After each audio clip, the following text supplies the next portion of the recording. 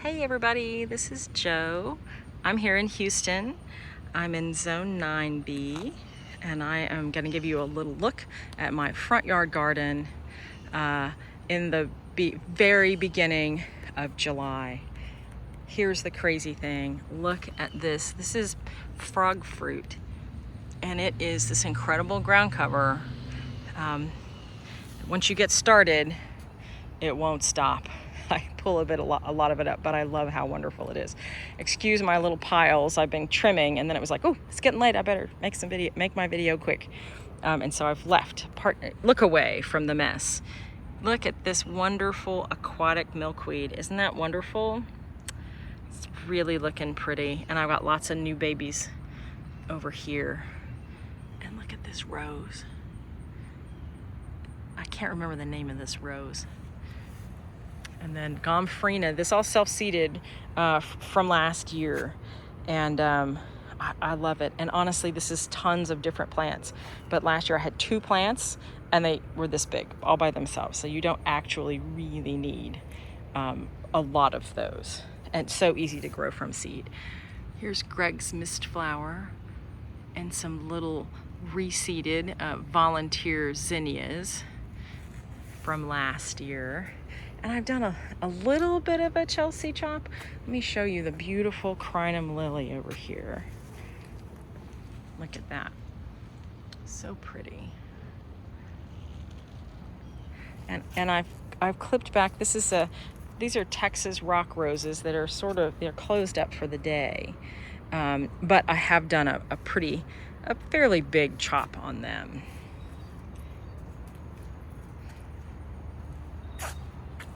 And this flower bed, lots of Texas natives here. So the Texas rock rose is native. The yarrow is native. And then I've got Salvia farinacea, which is a native purple salvia. And then this Gora. Now everything, it's just rained really hard, so everything's kind of flopped down. This Gora is native, and this was my original one, and this one reseeded, just self-seeded from last year. So it will volunteer, and I've pulled some out of the grass even and propagated them that way. And so you can give it a try. Here, just a little Cleome just hanging out. These with the sort of coral pink middle and the white outside seem to be blooming much later than the other ones. And then this is a dwarf Barbados cherry, native to Texas. And then this is a what's this called? Walter's viburnum, and here it is blooming. This will bloom off and on throughout the year. I've had it bloom in December, and here we are in July, and it's blooming as well. And then this is porterweed back here. I can't really show you. It doesn't seem to be blooming very much, but it's looked pretty good this spring. And then this is a dwarf Salvia leucantha, and more of that milkweed. You guys, I planted a lot of milkweed seeds, and so now I have too much milkweed. Here is a pink Gora. Look how pretty. And then that one's had volunteers in the grass, and so this is one I dug up literally out of the grass, and I put it in just a little vase full of water, and it grew crazy fast roots, and so it's really kind of taken off. And there's another one there, but I'm excited about that one. Just digging it up out of the lawn, and looking so good, working really well. Some more Salvia leucantha.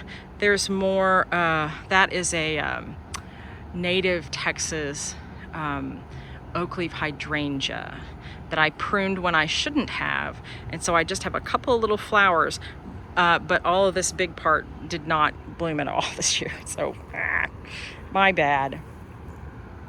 And I've got some Mystic Spire salvia, which is looking a little leggy, and some really nice pentas. Those are the heritage pentas, so they get big. I really like those. And this pot always does so well with sweet potato vine in it. And then it does well also. I've got some blue Cape Plumbago, which are sort of sticky from the rain. And then this is my desert willow, which bloomed really beautifully earlier this year. So I'm excited. I always wanted one, and I'm excited that it has made it. My rose is very scruffy. It got hot. And then I've got my pretty magnolias growing here, Jane magnolia. And then this is the prettiest. This crepe myrtle that was here when we moved in has looked, although it was prettier 3 days ago before it rained like the dickens and knocked all the flowers off of it. And then this is senna. It's not native, but I grow it because it's a butterfly host. And I just noticed today, look at all the little bean pods, and that's all on this senna. That's kind of fun. And then Houston, all I grow in Houston is are jalapenos. And so I've got some jalapenos going, and I didn't even realize that I had this one out here so long.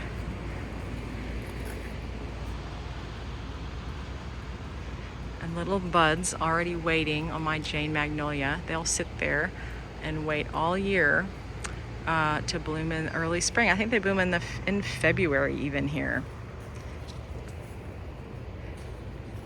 Well, this was just a little quick catch up in the garden. Let's see what else I can show you real quick. Oh, see all the flowers on the ground. This is loosestrife. That is a Texas native as well. It's just goofy, but it makes me happy. Pretty little bitty flowers. Sort of wispy, but you know, it's just a sort of a wispy plant. And you have to get up close to see the flowers, but it makes me happy. And oh my gosh, y'all, I still have larkspur. Look at this. There's still larkspur blooming. And I've been saving the seeds. And so I must have 10 gajillion larkspur seeds. I was trying to show you a little pod. Anyway, these haven't even ripened, these little pods. But I can imagine having larkspur still growing in Texas in July. But there you have it. I hope you guys are having fun. I hope you're staying cool. I hope you're playing in your garden. And I hope you'll write to me in the comments and tell me what you're doing in the garden. And I promise I will catch up and write you back eventually. Y'all take care. Bye-bye.